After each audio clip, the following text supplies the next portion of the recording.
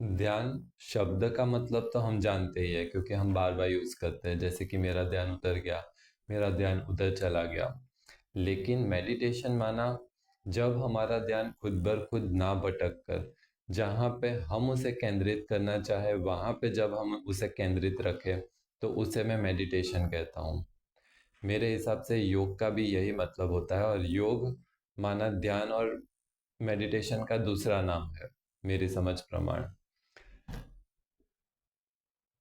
रामानंद सागर जी की जो रामायण सीरियल है उसके एपिसोड नंबर 3 में गुरु वशिष्ठ योग को बहुत अच्छे से डिफाइन करते हैं।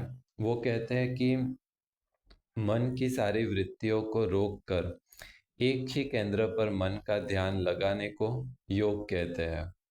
मेरे हिसाब से योग की ये एकदम परफेक्ट डेफिनेशन है। और योग के विषय में और एक चीज कही जाती है कि योग चित्त वृत्ति निरोधा। इसका मतलब मेरे हिसाब से है कि योग माना मन की वृत्तियों को रोकना या उन पे पूरा संयम होना। मैं ये मानता हूँ कि मेडिटेशन सिर्फ आनंद की अनुभूति के लिए या रिलैक्स होने के लिए नहीं होता, लेकिन अलग अलग प्रकार के मेडिटेशन से हमें अलग अलग प्राप्तियां हो सकती है।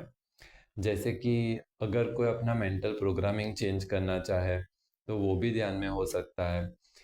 अगर कोई समस्या है तो उसमें हमें ज़्यादा क्लैरिटी चाहिए, या फिर उसका निवारण सोचने के लिए जो हम विचार मंथन करते हैं उसको भी मैं ध्यान ही कहता हूँ, क्योंकि उस समय पे हम हमारा ध्यान वो के रिलेटेड चीज़ों पे केंद्रित होता है। अगर हमें रिलैक्स होना है तो हम अपना ध्यान हमारे श्वास पे फोकस कर सकते हैं।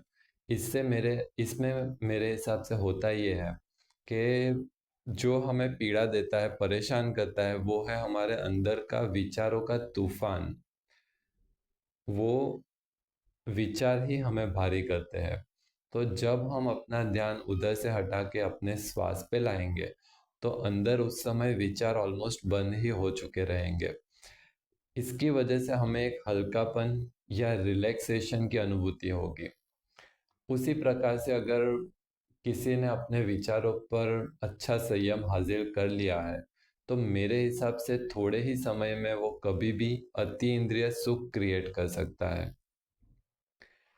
ये जो भी ध्यान की अलग अलग टेक्निक्स मैं जानता हूँ वो मैं अलग अलग वीडियोस में मेरी समझ प्रमाणों से समझाने का प्रयत्न करूँगा।